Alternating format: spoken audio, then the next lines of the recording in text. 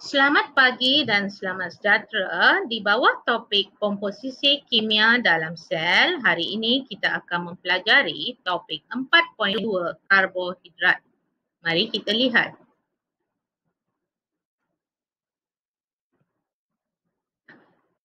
Berikut merupakan objektif pembelajaran yang perlu dicapai. 4.21 menyenaraikan unsur dalam karbohidrat. 4.22 menjelaskan 3 jenis karbohidrat. 4.23 mengkonsepsikan pembentukan dan penguraian disakarida dan polisakarida. 4.24 menulis dan menerangkan persamaan perkataan bagi pembentukan dan penguraian disakarida. 4.25 mewajarkan kepentingan karbohidrat dalam sel. Karbohidrat merupakan sumber tenaga utama bagi semua organisma. Karbohidrat merupakan sebatian organik.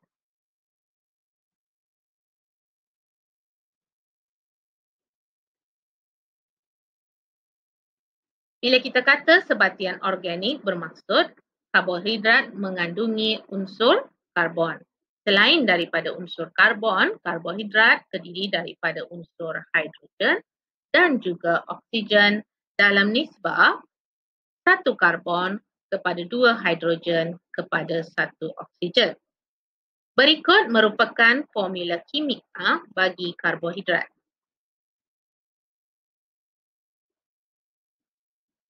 Terdapat 3 jenis karbohidrat, iaitu karbohidrat juga dikenali sebagai gula. Monosakarida merupakan gula ringkas. Disakarida dan juga polisakarida yang merupakan gula kompleks.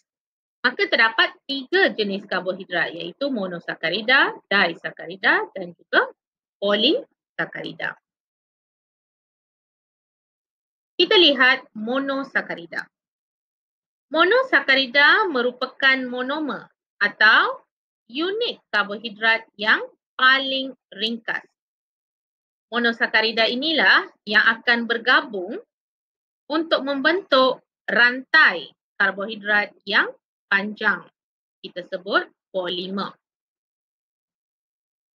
Kebanyakan monosakarida merasa manis, boleh membentuk hablur, biasanya berbentuk hablur dan larut dalam air.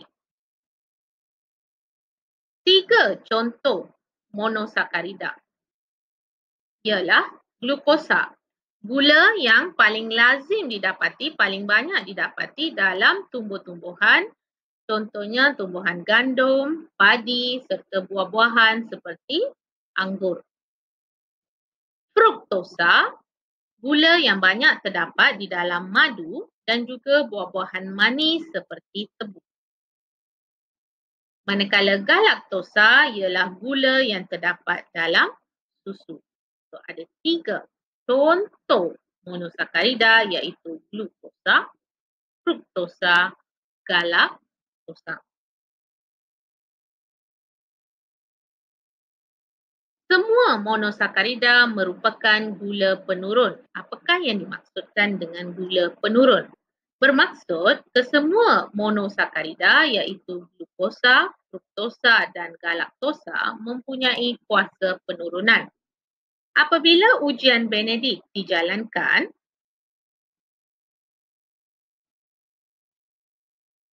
monosakarida akan menurunkan kuprum 2 sulfat yang berwarna biru dalam larutan Benedict kepada mendakan kuprum 2 oksida yang berwarna merah bata.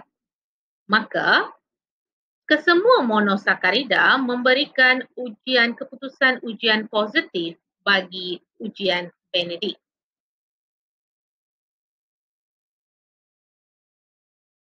Yang kedua iaitu disakarida. Di bermaksud 2. Jadi disakarida terbentuk dari hasil gabungan 2 monosakarida.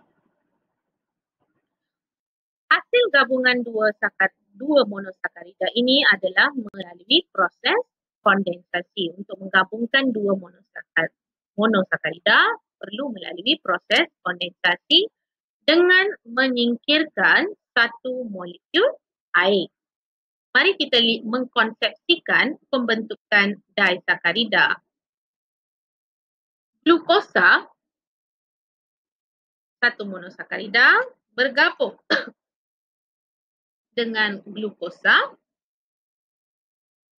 bagi membentuk maltosa dengan menyingkirkan satu molekul air. Maltosa banyak dijumpai dalam bijirin dan buah-buahan. Contohnya gandum, padi.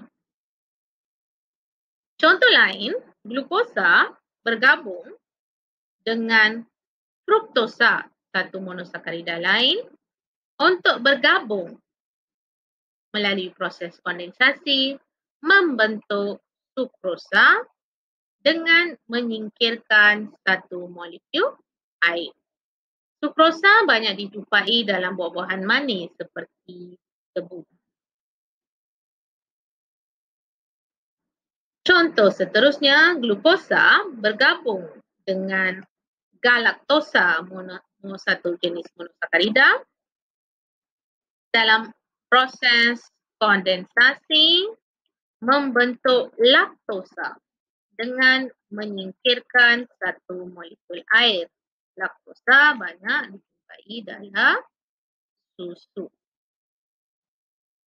Jadi kita ada 3 contoh disakarida iaitu maltosa, sukrosa dan juga laktosa. Disakarida juga boleh diuraikan kepada monosakarida yang membinanya melalui proses hidrolisis. Lisis, urai, air. Maka untuk menjalankan proses hidrolisis perlu melibatkan penambahan satu molekul air. Maka disakarida ini diuraikan kepada monosakarida yang membinanya dengan penambahan molekul air. Contoh, maltosa, sejenis disakarida, boleh diuraikan dengan penambahan molekul air melalui proses hidrolisis kepada monosakarida yang membinanya iaitu glukosa dan glukosa. Contoh seterusnya, sukrosa boleh diuraikan dengan penambahan satu molekul air melalui proses hidrolisis kepada glukosa dan juga fruktosa. Laktosa pula boleh diuraikan dengan penambahan satu molekul air kepada glukosa dan galaktosa. Proses penguraian ini juga boleh kita terus tunjukkan melalui contoh persamaan gabungan tadi dengan menggunakan anak panah terbalik. Ini dah menunjukkan proses hidrolisis.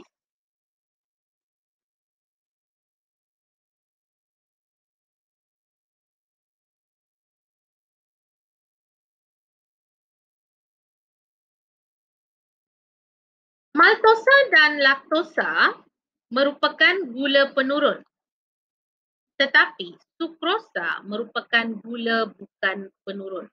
Mengapa kita kata sukrosa bukan gula penurun? Apabila dijalankan ujian Benedict, sukrosa tidak dapat menurunkan kuprum 2 sulfat kepada mendakan 2 oksida. Maka mendakan merah bata tidak terbentuk.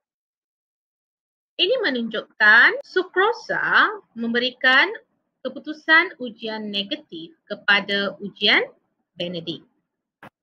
Tetapi sekiranya sukrosa dihidrolisiskan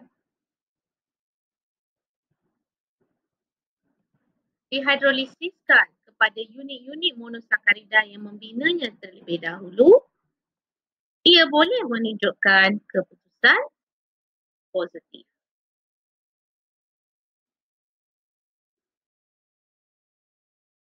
Jenis karbohidrat yang ketiga ialah polisakarida. Poli merujuk kepada satu rantai yang panjang.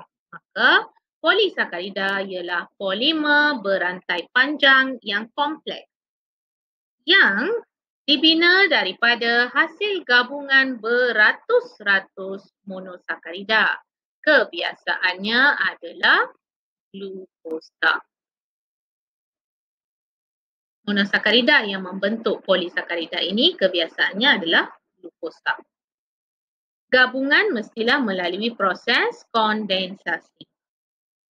Disebabkan polisakarida ini merupakan satu rantai yang panjang dan kompleks, maka saiznya besar. Tidak larut dalam air, tidak manis, tidak berhaplut. Polisakarida juga boleh diuraikan kepada bentuk yang lebih ringkas melalui hydrolysis dengan bantuan enzim, asid cair dan juga pendidih. Terdapat 3 contoh polisakarida iaitu selulosa. Selulosa ini biasanya membina dinding sel tumbuhan. Kalau kita lihat gambar ni, selulosa dibina daripada unit-unit yang lebih kecil iaitu glukosa.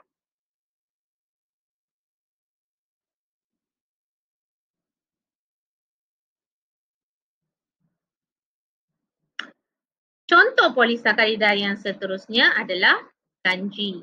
Jadi kanji juga adalah satu rantai yang panjang yang dibina daripada monomer-monomer glukosa. Kanji merupakan simpanan makanan utama dalam tumbuhan. Jadi contoh-contoh contohnya kanji, contohnya padi, kentang, ubi kentang, ia mempunyai kanji yang banyak. Kerana makanan disimpan dalam bentuk itu dalam tumbuhan. Contoh polisakarida yang ketiga adalah glikogen. Glikogen pula merupakan simpanan makanan karbohidrat dalam sel otot dan juga sel hati haiwan. Jadi nak dibandingkan kanji dengan glikogen, kedua-duanya adalah polisakarida, karbohidrat kompleks yang dibina daripada unit-unit monomer glukosa, tetapi kanji merupakan bentuk simpanan dalam tumbuhan. Karbohidrat disimpan dalam bentuk kanji dalam tumbuhan, manakala dalam haiwan kita simpan karbohidrat ni dalam bentuk glikogen. So, ada 3 contoh polisakarida, selulosa, kanji dan glikogen. Karbohidrat tentulah mempunyai banyak kepentingan dalam sel. Jadi daripada apa yang kita belajar, dapatlah kita simpulkan bahawa karbohidrat diperlukan sebagai sumber tenaga yang utama. Contohnya glukosa yang perlu kita ambil seharian untuk menjana tenaga dalam proses respirasi sel. Karbohidrat juga diperlukan sebagai simpanan makanan, contohnya kanji dan juga glikogen. Karbohidrat juga diperlukan sebagai struktur sokongan, biasanya dalam tumbuhan, iaitu selulosa yang membina dinding sel tumbuhan. Jadi itu sahaja pembelajaran kita pada hari ini. Jumpa lagi pada pembelajaran seterusnya. Stay safe.